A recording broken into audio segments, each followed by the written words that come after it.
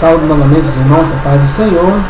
Estamos aqui para nossa quarta videoaula e aqui nós vamos começar a falar nossa primeira parte, nossa primeira aula, né, sobre Trindade. Nós falamos, o nosso livro, o nosso módulo trata primeiro de Trindade, para depois falar sobre a pessoa de Deus, depois sobre a pessoa de Cristo, depois sobre a pessoa do Espírito Santo, com 2 capítulos.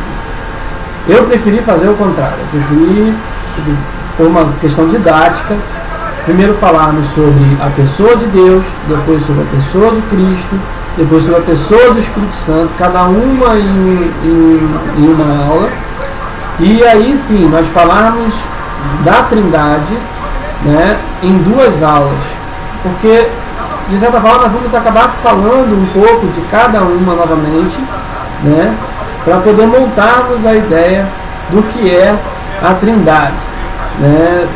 Nós vamos começar, nós vamos usar bastante nesse módulo, nessa lição, o nosso módulo, que eu vou seguir basicamente o que está no módulo, e vou trazer só na segunda aula 89 comprovações bíblicas da Trindade, para que nós tenhamos isso teoricamente bem firme em nossa mente e biblicamente bem embasado, para que a gente não venha a ser colocado em situação difícil quando vier o assunto Trindade.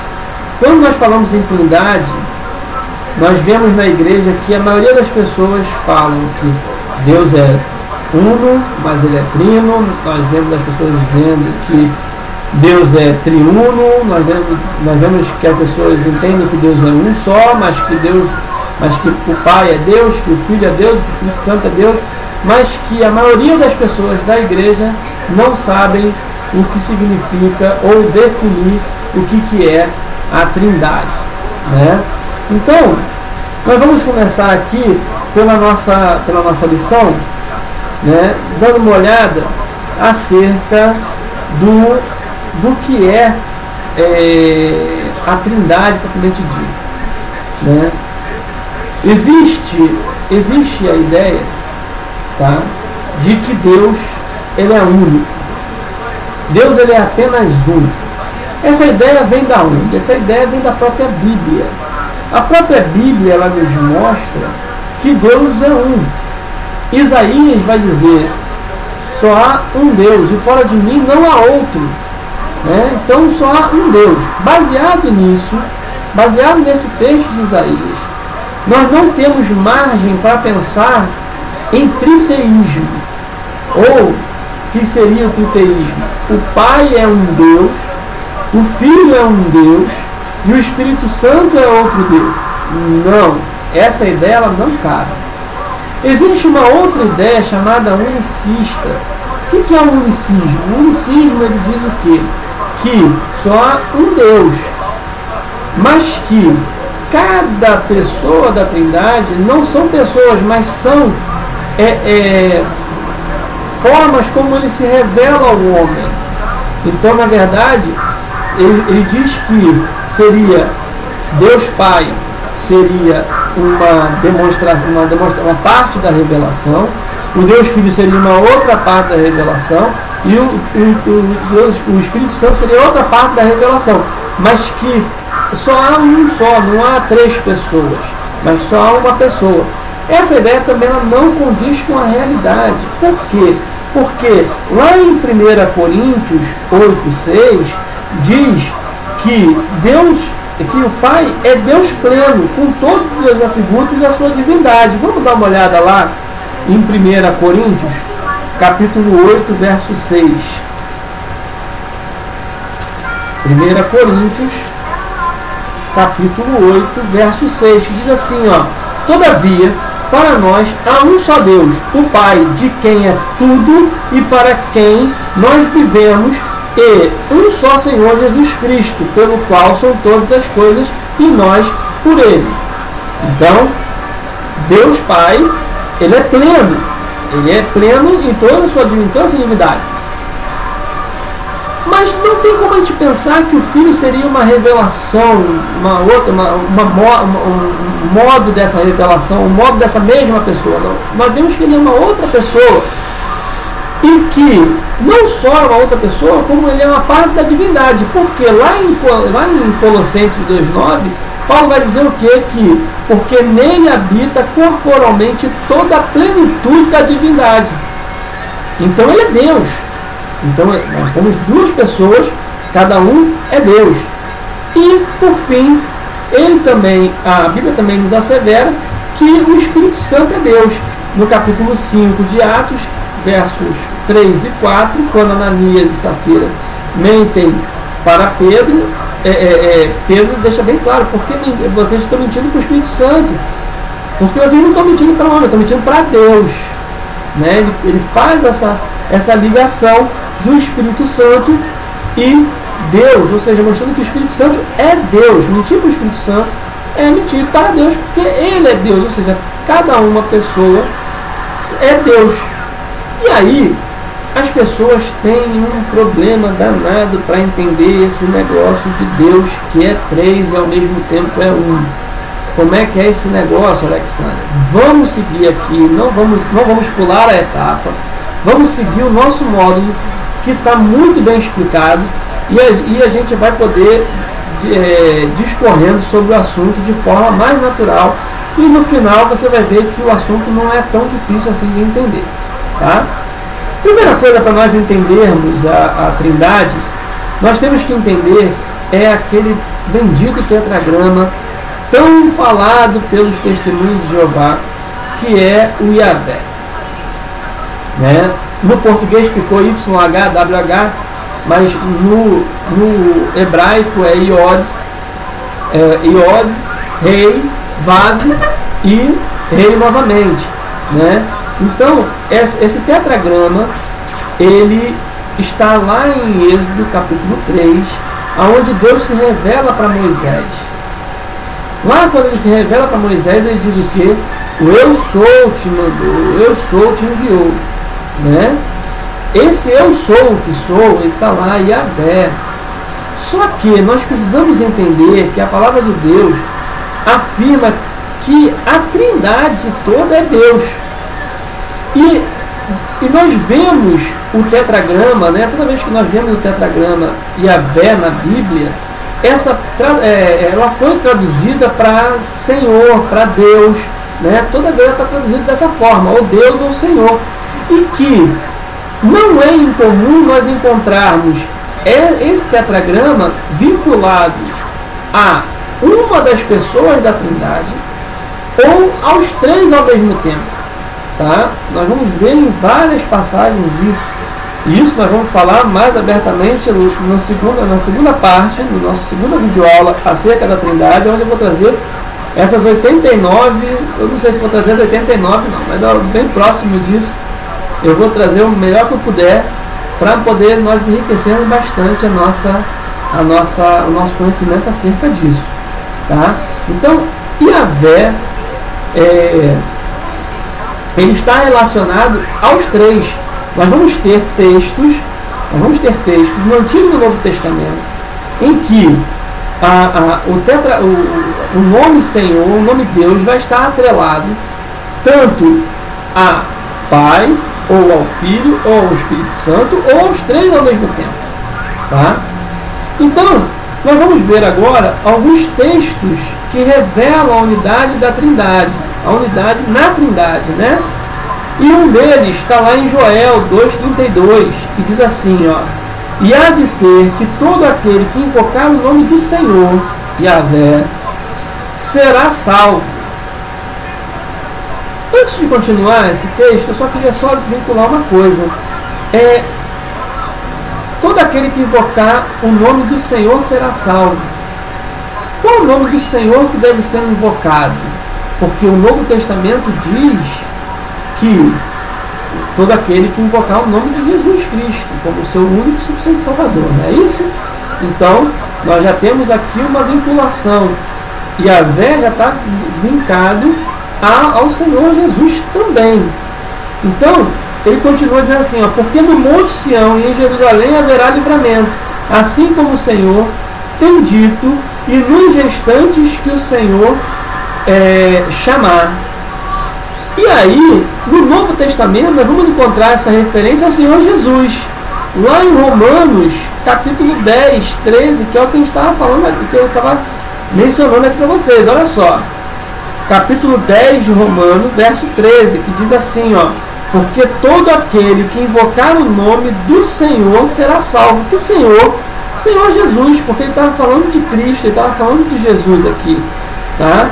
Então, nós temos essa vinculação direta do nome Yahvé ao Senhor Jesus nas escrituras bíblicas. Então, nós já vemos aqui que Jesus e Deus são uma pessoa só, tá? Depois ele diz assim, ó, lá no livro de Zacarias, capítulo 12, verso 10, diz assim, ó, e sobre a casa de Davi e sobre os habitantes de Jerusalém derramarei o Espírito de graças e de súplicas, é o Espírito Santo, ele está falando do Espírito Santo, e olharão para mim a quem traspassaram. Olha só quem é que está falando. Quem está falando é o Senhor Jesus. Lá em Zacarias, olha só, vamos voltar de novo para a gente entender. E sobre a casa de Davi, sobre os habitantes de Jerusalém, derramarei o Espírito de graça e de súplicas, o Espírito Santo. E olharão para mim a quem traspassaram, o Senhor Jesus, e o prantearão como quem pranteia por um unigênito, chorarão amargamente por ele, como se chora amargamente pelo primogênito. Então, esta é uma passagem de uma profecia escatológica, onde Deus, Jeová de Israel, promete proteger Jerusalém e seus moradores. Agora observe essas expressões aqui que o autor ele coloca, ó. E olharão para mim a quem traspassaram.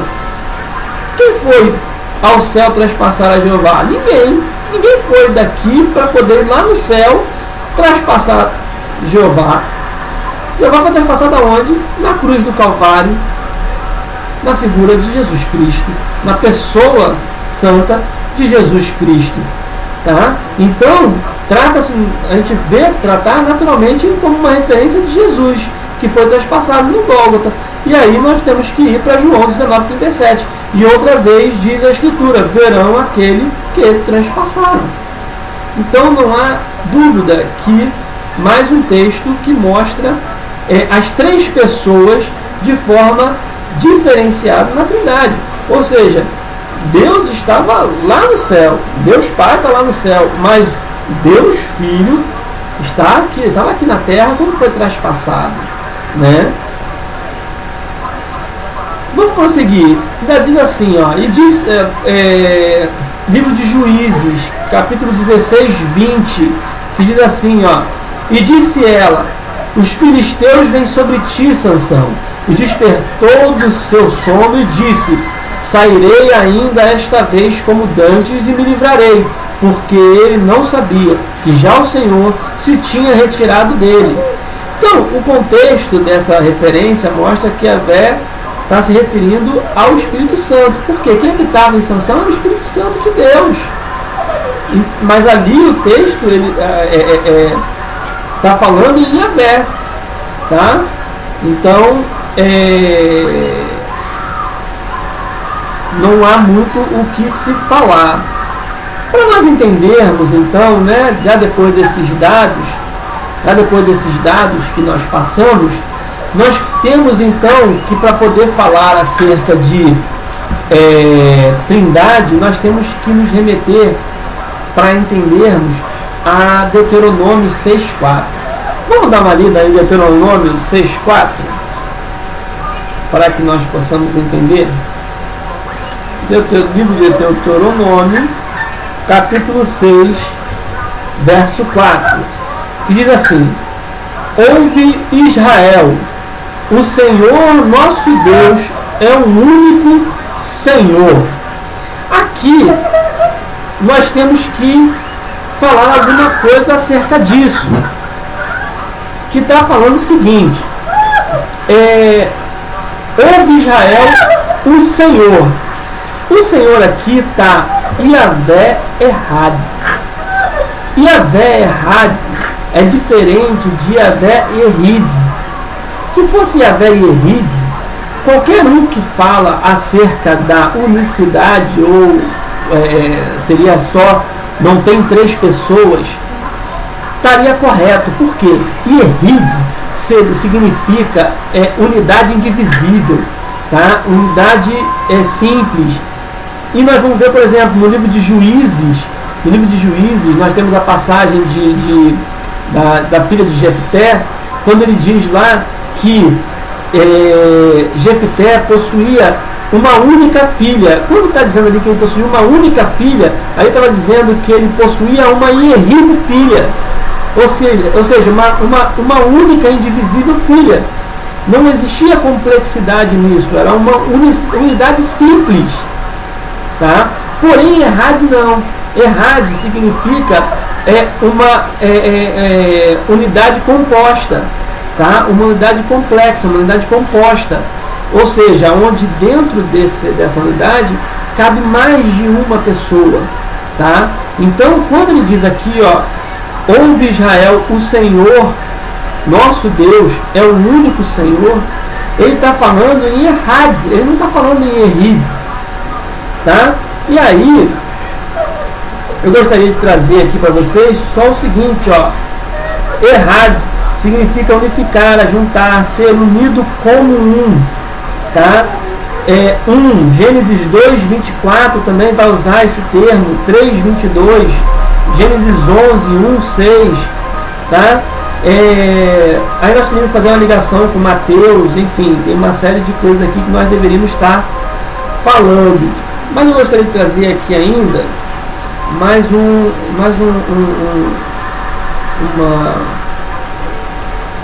texto aqui, um texto externo.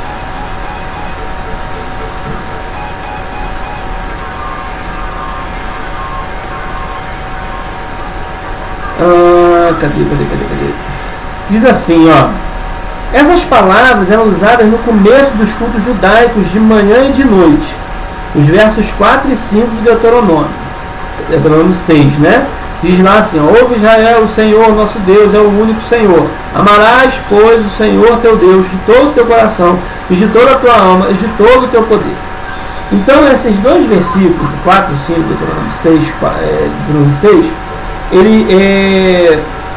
podem ser denominadas de o culto credo dos judeus. Nelas não apenas encontramos a declaração da unidade de Deus, contrastando com o politeísmo, né, que existia na época, mas também podemos ver a doutrina da Trindade e a verdadeira natureza da adoração espiritual, mas também o fato de que Jeová é absoluto e único, inquestionável Deus. Literalmente, Jeová é o nosso Elohim, que aqui também eu quero deixar bem claro, Elohim é o plural de Eloá. Eloá significa Deus. Elohim significa deuses. Só que no primeiro versículo do capítulo 1 de Gênesis diz Bereshit bara Elohim, que traduzido ficou no princípio criou Deus, né?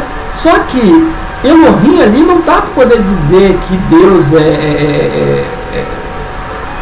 que existia mais de um Deus.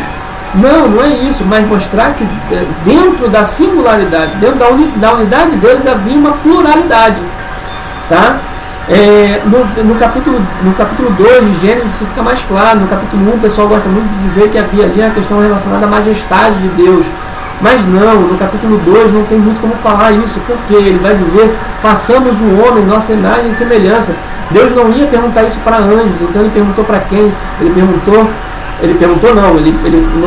não fala isso para os anjos, ele não bota igualdade com os anjos, porque Deus não é igual aos anjos não são iguais a Deus. Ele só podia falar, façamos para alguém que fosse igual a ele.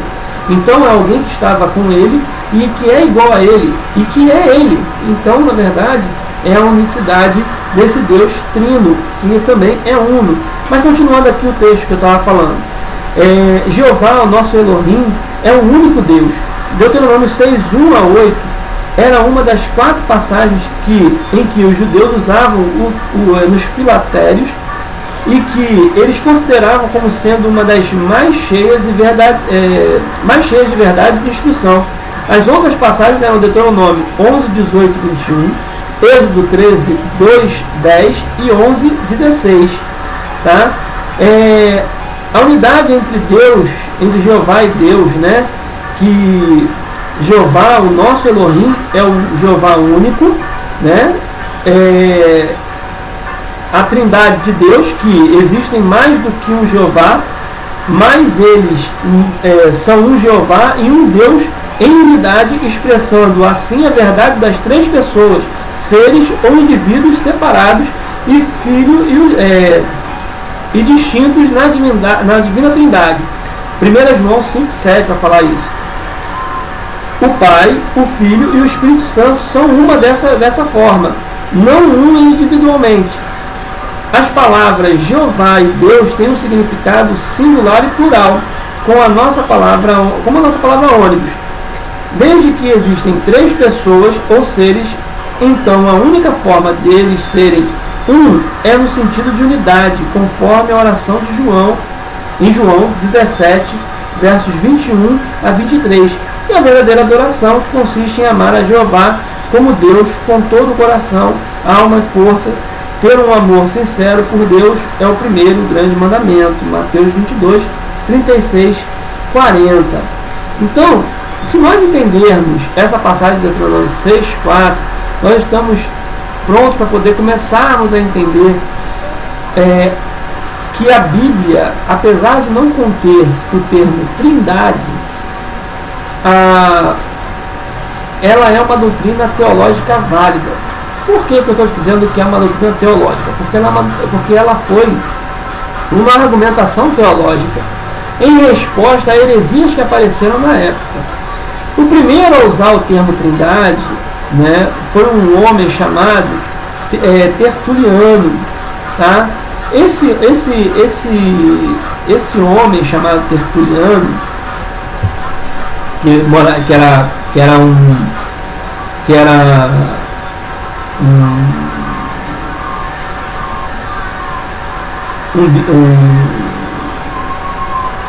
um homem de Cartago, né, que era Tertuliano de Cartago, né, que ele era um oficial da igreja. Ele foi o primeiro a usar esse termo trindade para poder falar acerca da unicidade de Deus. Ele falou isso por quê? Para poder combater principalmente os monarquianistas da época dele. Quem eram os monarquianistas? Monarquianismo é uma doutrina que tem duas vertentes, né? Tem o dinâmico e tem o modalista. O dinâmico, ele dizia que ele dizia que os principais representantes,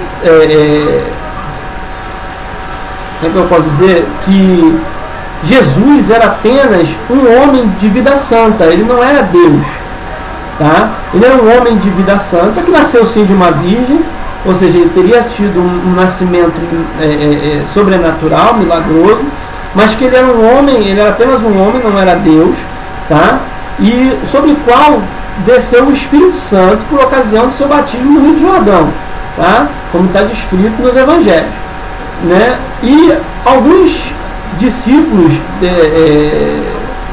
do criador desse pensamento monarquianista, né, que foi um homem chamado Teodoro de Bizâncio e também um outro chamado Paulo de Samosata, né, que rejeitavam qualquer direito divino, né, em Jesus, ou seja, Jesus não tinha nenhuma característica de Deus, ou seja, Jesus não era Deus para eles, né, e afirmavam que ele teria se tornado divino em certo sentido, né, por ocasião da ressurreição, né, mas eles foram refutados, no concílio de Hipólito, né, e teve entre eles alguns muito famosos monarquianistas que foram muito famosos, como o Paulo de Samosata, que foi bispo de Antioquia, né, mas o principal que você tem que saber deles é que eles pensavam que em Jesus como sendo uma pessoa que nasceu de um nascimento miraculoso, sobrenatural, que ele tinha sim uma vida santa, mas que não tinha nenhuma ligação ou nenhum direito divino, né? Existia um outro grupo de monarquianistas, que eram os monarquianistas modalistas, que não negavam a divindade do Filho nem do Espírito Santo, mas sim a distinção entre as três pessoas. Ou seja, eles não faziam distinção entre as três. Ou seja, que na verdade eles ensinavam era que a unidade absoluta de Deus era única. Deus é único em uma pessoa só, e que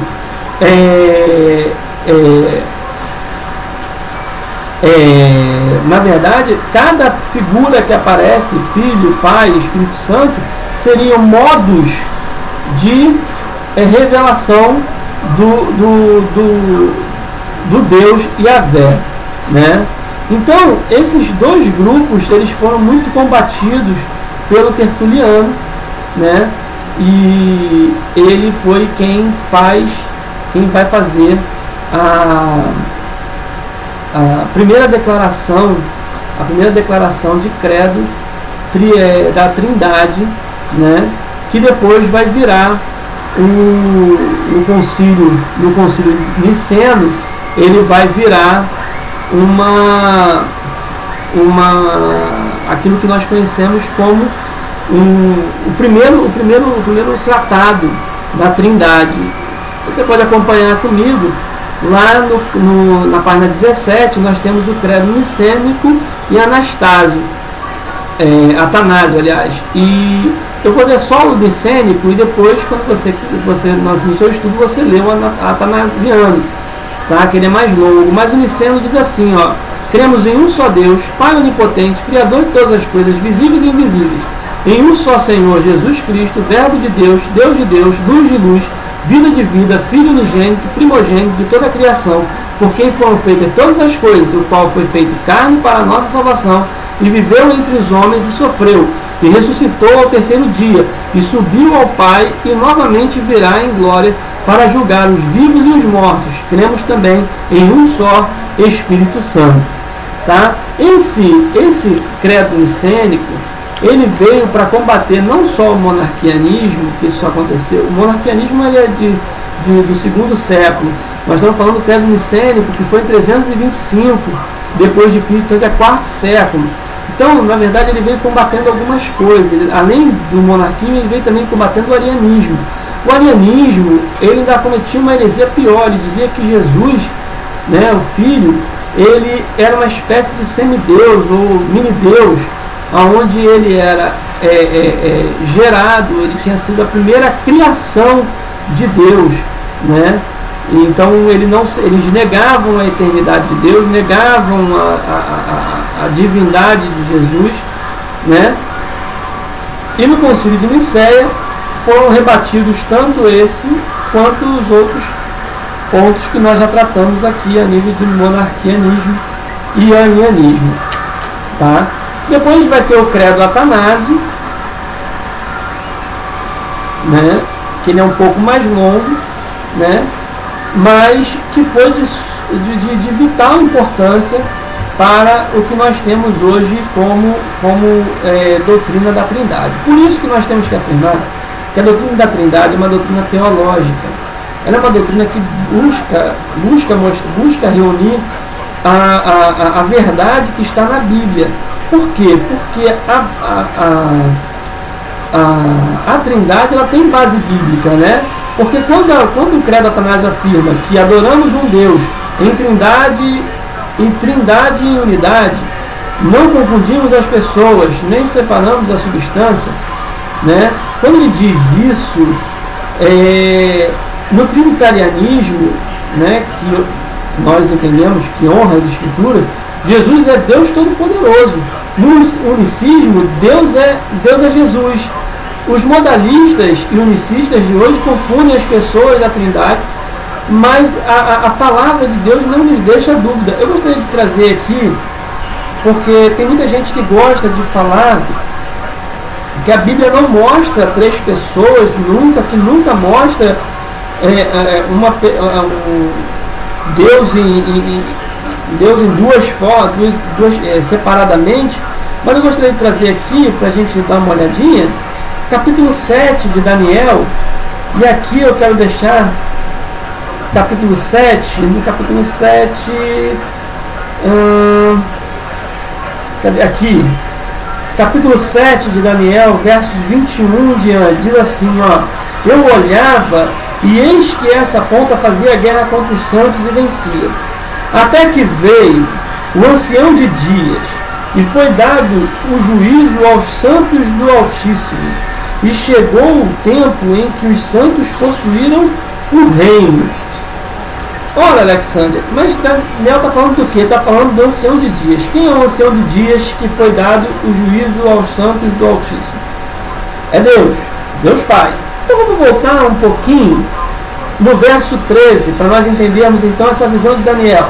Olha só, ele diz assim, ó: eu estava olhando nas minhas visões de noite, e eis que vinha das nuvens do céu um como filho do homem. Quem é o filho do homem? Jesus.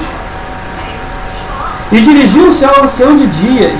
Opa, Daniel está vendo duas pessoas diferentes. Deus, o ancião de dias, e Jesus, o filho do homem, que também é Deus. Porque Paulo vai dizer que em Jesus manifesta corporalmente a plenitude da divindade. Então, ele é Deus. Então, nós temos Deus Pai, ancião de dias, e Deus Filho, filho do homem, aparecendo numa mesma visão, tá? Então não há dúvida que a Bíblia, tanto no Antigo Testamento como no Novo Testamento, nós vamos encontrar provas de que não existe a possibilidade de nós confundirmos as pessoas, que Deus é Jesus, o Pai é Jesus, o Filho é Pai, o Pai é Espírito Santo. Não tem isso. Mas Alexandre não está claro. Então vamos usar um exemplo. Eu usei esse exemplo na aula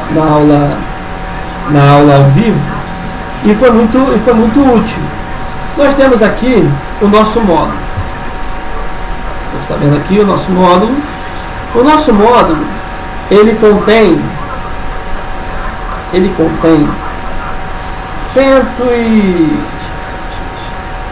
171 páginas, 172 páginas. Nosso módulo contém 172 páginas, numeradas de 1 a 172, cada uma contendo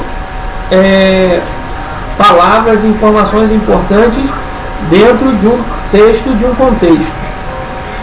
As 172 páginas, elas formam o nosso módulo de estudo Cetadel, tá? Se eu arrancar, vamos supor que eu arrancasse uma página desse módulo, essa página sozinha, solta, ela não pode ser chamada de livro. Você lê uma página dessa solta, você não pode chamá-la de livro, você não pode dizer que lê um livro, tá? Porque uma página solta, ela não é um livro. E o livro, sem essa página, ele estará incompleto. A mesma coisa é a figura de Deus. Deus, ele só é um, mas ele, para ser completo, ele tem que ter o Pai, o Filho e o Espírito Santo. O Deus sem o Pai, ele não é Deus. O Deus sem o Espírito Santo, ele não é Deus. O Deus sem Jesus, sem o Filho, ele não é Deus. E eles separadamente, se existissem separadamente ou isoladamente, também não seria Deus. Ele só é Deus se ele estiver unido e completo. Assim como um triângulo equilátero. O triângulo equilátero é aquele triângulo de três pontas, três lados iguais, perfeitamente iguais. Se você virá-lo, você vai ver que não importa a posição que você colocar, ele vai sempre permanecer igual, tá? Então, isso mostra como ele é uma excelente figura também para o Deus Trino e Uno. Por quê? Porque todas as pontas elas são individuais, mas dependem uma da outra para poder existir como um triângulo. Então, se você tirar uma ponta desse triângulo, ele vai ser qualquer outra forma geométrica menos um triângulo. Tá? A mesma coisa é Deus. Você não pode pensar na pessoa de Deus sem que haja as três pessoas juntas. Mas você também não pode pensar que eles são três deuses, porque aí é triteísmo. E triteísmo, ele é antibíblico, porque não há três deuses, só há um Deus, mas um Deus que são três pessoas distintas. No Antigo Testamento, como eu falei lá, no capítulo 1, verso 1, diz que no princípio criou Deus os céus e a terra. A palavra Deus ali é Elohim. Elohim é a palavra hebraica para deuses. Só que não há aqui a ideia, como alguns tentam dizer, de majestade, mas sim de pluralidade do indivíduo, ou pluralidade de Deus, né? Mas mesmo quem ainda quer falar alguma coisa sobre isso, né, a gente é obrigado a levar para Gênesis 1:26, que diz lá, e disse Deus, e disse Elohim, façamos o homem à nossa imagem, conforme a nossa semelhança, e dominem sobre os peixes do mar, sobre as aves dos céus, e sobre o gado, e sobre toda a terra, e sobre todo réptil que se move sobre a terra. E aí nós passamos a entender um pouquinho melhor isso. Por quê? Porque quando Deus diz façamos nossa imagem e semelhança, nós temos que entender que Deus estava falando com alguém igual a ele, né? Ele estava falando, era uma conversa entre iguais, era uma conversa entre quem tinha a mesma condição de igualdade, né? Então façamos a nossa imagem e semelhança. E aí surge o homem.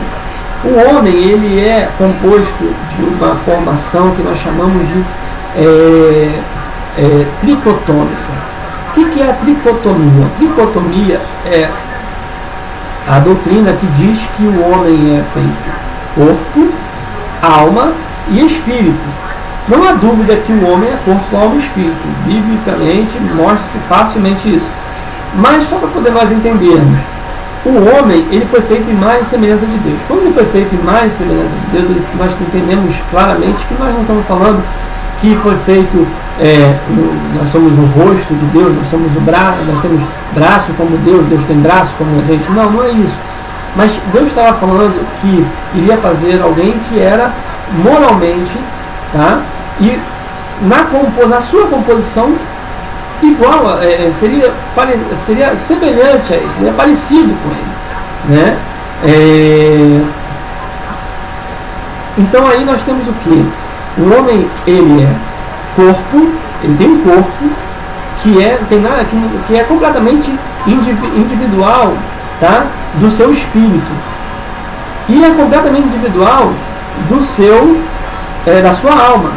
Porém, se o homem não tiver essas três coisas reunidas, ele está morto. Ele não existe. Então, é a mesma ideia. Deus ele tem essas três pessoas unidas em uma única divindade, em que os três coexistem igualmente numa mesma dimensão e no mesmo grau de igualdade, tá? Então aqui diz assim: as três pessoas da Trindade atuaram em conjunto. O Filho criou todas as coisas, e também o homem. Está lá, Colossenses 1,16, João 1,3 também. Da mesma forma, o Espírito Santo, Jó 33,4. Jó 33,4, quem fala é o amigo de Jó, que diz: o Espírito do Senhor me formou, né? No Salmo 104,30 também. E o Pai, né, que também participou em Provérbios 8,22,30, vai falar sobre isso, né? Ou seja, quando falamos do Criador, devemos ter em mente a Trindade, pois as três pessoas agiram juntas na gloriosa obra de criação de todas as coisas. E isso é um fato, biblicamente se mostra isso, tá? Aí alguém diz, aqui ele diz assim, ora, por que um de nós, se Deus é único? Porque essa unidade é, na verdade, uma triunidade, ou seja, eles trabalham juntos, eles são únicos. Bom, no Novo Testamento, nós vamos ver que essas três pessoas estão sempre juntas, tá? E aí nós temos que começar com o batismo de Jesus, né? No batismo de Jesus, o Espírito Santo veio sobre ele e o Pai falou do céu. Então nós temos ali naquela cena, nós vamos ter Jesus indo às águas, nós temos o Espírito Santo descendo do céu em forma de pomba sobre Jesus e a voz do Deus Pai falando do céu. Então nós temos as três pessoas muito bem marcadas e separadamente de forma que é inegável e incontestável. Aí alguém vai dizer, mas Deus é onipresente, então ele poderia fazer isso. Sim, mas só que aí nós estaremos chamando Deus de mentiroso, porque Deus estaria enganando a humanidade, dizendo, ó, tem um que está no céu, tem um que está descendo sobre a terra, e tem um que está na terra. E Deus não tem intenção de fazer isso, porque estavam os três ali, juntos, tá? E aí é inegável a fórmula do batismo, né? Em nome do Pai, do Filho e do Espírito Santo, a bênção apostólica em nome do Pai, do Filho, o grande amor de Deus, a doce consolação do Espírito Santo e a graça do Senhor Jesus. Então, assim, tudo isso nos mostra as três pessoas trabalhando de forma conjunta, porém sendo pessoas separadas ou individualmente separadas, ou indivíduos que não são só modos diferentes de uma mesma entidade, mas sim três pessoas de uma mesma entidade, né? Bom, não temos muito, né? Nós não temos muito mais o que falar sobre isso nessa primeira aula, e eu vou deixar para na próxima aula a gente se aprofundar a nível bíblico, né? A nível mais da Bíblia mesmo, porque a nível teórico é o que está aqui no nosso módulo, que a gente falou aqui rapidamente, e na semana que vem, primeiro na aula presencial e logo depois na videoaula, nós estaremos falando acerca das comprovações bíblicas acerca da Santa Trindade. Espero que você tenha gostado mais dessa videoaula. Se for de manhã, tenha um bom dia. Se for de tarde, uma boa tarde. Se for de noite, uma boa noite. Uma semana abençoada.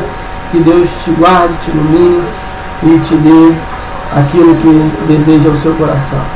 Amém? Tenha uma boa noite em nome de Jesus.